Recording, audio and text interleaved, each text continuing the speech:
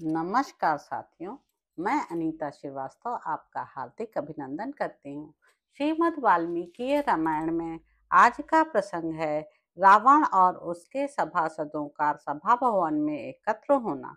राक्षसों का राजा रावण मिथिलेश कुमारी सीता के प्रति काम से मोहित हो रहा था। उसके हितैषी सुहृद विभीषण आदि उसका अनादर करने लगे थे, उसके कुकृत्यों की निंदा करते थे तथा वह सीता हरण रूपी जघन्य पाप कर्म के कारण पापी घोषित किया गया था। इन सब कारणों से वह अत्यंत कृश हो गया था। वह अत्यंत काम से पीड़ित होकर बारंबार विदेह कुमारी का चिंतन करता था। इसलिए युद्ध का अवसर बीत जाने पर भी उसने उस समय मंत्रियों और सुहृदों के साथ सलाह करके युद्ध को ही समयोचित कर्तव्य माना। वह सोने की जाली से आच्छादित तथा मणि एवं मूंगों से विभूषित एक विशाल रथ पर, जिसमें सुशिक्षित घोड़े जुते हुए थे, जा चढ़ा। महान मेघों की गर्जना के समान घरघराहट पैदा करने वाले उस उत्तम रथ पर आरूढ़ हो राक्षस शिरोमणि दशग्रीव सभा भवन की ओर प्रस्थित हुआ। उस समय राक्षस राज रावण के आगे आगे ढाल तलवार एवं सब प्रकार के आयुध धारण करने वाले बहुसंख्यक राक्षस योद्धा जा रहे थे। इसी तरह भांति भांति के आभूषणों से विभूषित और नाना प्रकार के विकराल वेश वाले अगणित निशाचर उसे दाएं बाएं और पीछे की ओर से घेर कर चल रहे थे। रावण के प्रस्थान करते ही बहुत से अतिरथी वीर रथों वाले मतवाले गजराजों और खेल खेल में तरह तरह की चालें दिखाने वाले घोड़ों पर सवार हो तुरंत उसके पीछे चल दिए। किन्हीं के हाथों में गदा और परिघ शोभा पा रहे थे, कोई शक्ति और तोमर लिए हुए थे, कुछ लोगों ने फरसे धारण कर रखे थे तथा अन्य राक्षसों के हाथों में शूल चमक रहे थे। फिर तो वहां सहस्त्रों वाद्यों का महान घोष होने लगा। रावण के सभा भवन की ओर यात्रा करते समय तुमुल शंख ध्वनि होने लगी। उसका वह विशाल रथ अपने पहियों की घरघराहट से संपूर्ण दिशाओं को प्रतिध्वनित करता हुआ सहसा शोभाशाली राजमार्ग पर जा पहुंचा। उस समय राक्षस राज रावण के ऊपर तना हुआ निर्मल श्वेत छत्र पूर्ण चंद्रमा के समान शोभा पा रहा था। उसके दाहिने और बाएं भाग में शुद्ध स्फटिक के डंडे वाले चंवर और व्यजन, जिसमें सोने की मंजरियां बनी हुई थी, बड़ी शोभा पा रहे थे। मार्ग में पृथ्वी पर खड़े हुए सभी राक्षस दोनों हाथ जोड़ रथ पर बैठे हुए राक्षस शिरोमणि रावण की सिर झुकाकर वंदना करते थे। राक्षसों द्वारा की गई स्तुति, जय जयकार और आशीर्वाद सुनता हुआ शत्रु दमन महातेजस्वी रावण उस समय विश्वकर्मा द्वारा निर्मित राजसभा में जा पहुंचा। उस सभा के फर्श में सोने चांदी का काम किया हुआ था तथा बीच बीच में विशुद्ध स्फटिक भी जड़ा गया था। उसमें सोने के काम वाले रेशमी वस्त्रों की चादरें बिछी हुई थी। वह सभा सदा अपनी प्रभा से उद्भासित होती रहती थी। 600 पिशाच उसकी रक्षा करते थे।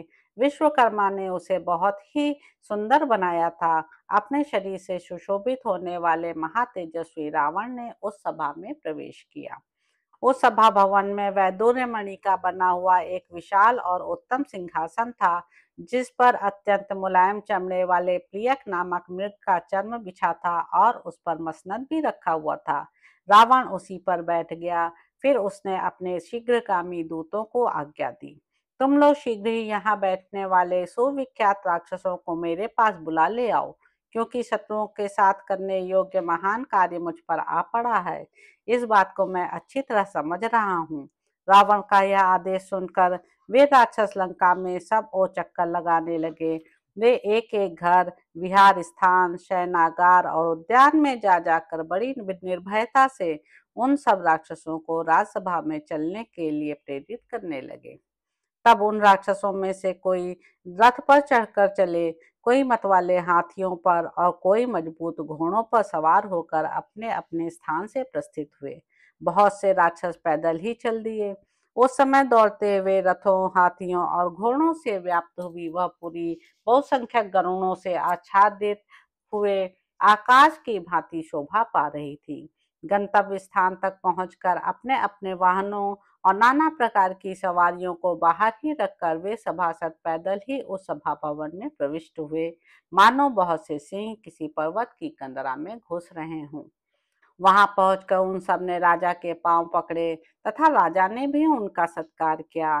तत्पश्चात कुछ लोग सोने के सिंहासनों पर, कुछ लोग कुशक की चटाई पर और कुछ लोग साधारण बिछौनों से ढकी हुई भूमि पर ही बैठ गए। राजा की आज्ञा से उस सभा में एकत्र होकर वे सब राक्षस राज रावण के आसपास यथा योग्य आसनों पर बैठ गए। यथा योग्य भिन्न भिन्न विषयों के लिए उचित सम्मति देने वाले मुख्य मुख्यमंत्री, कर्तव्य निश्चय में पांडित्य का परिचय देने वाले सचिव, बुद्धिदर्शी सर्वज्ञ, सद्गुण संपन्न उपमंत्री तथा और भी बहुत से शूरवीर संपूर्ण अर्थों के निश्चय के लिए और सुख प्राप्ति के उपाय पर विचार करने के लिए उस सुनहरी कांति वाली सभा के भीतर सैकड़ों की संख्या में उपस्थित थे।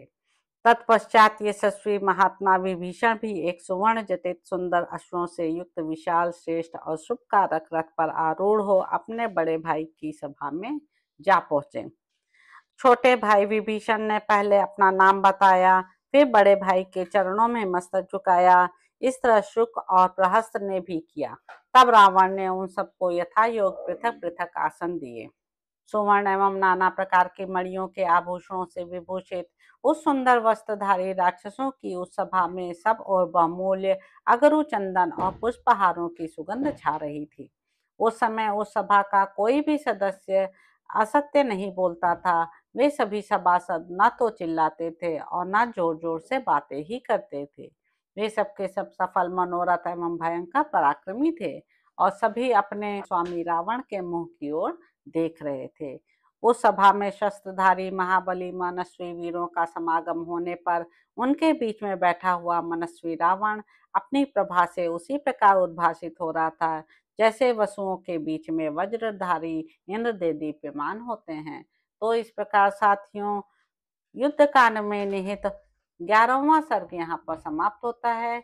इसके अगले अंक में आप जानेंगे कि नगर की रक्षा के लिए सैनिकों की नियुक्ति, रावण का सीता के प्रति अपनी आसक्ति बताकर उनके हरण का प्रसंग बताना और भावी कर्तव्य के लिए सभासदों की सम्मति मांगना, कुंभकर्ण का पहले तो उसे फटकारना, फिर समस्त शत्रुओं के वध का स्वयं ही भार उठाना। तो अब आपसे कल मुलाकात होगी।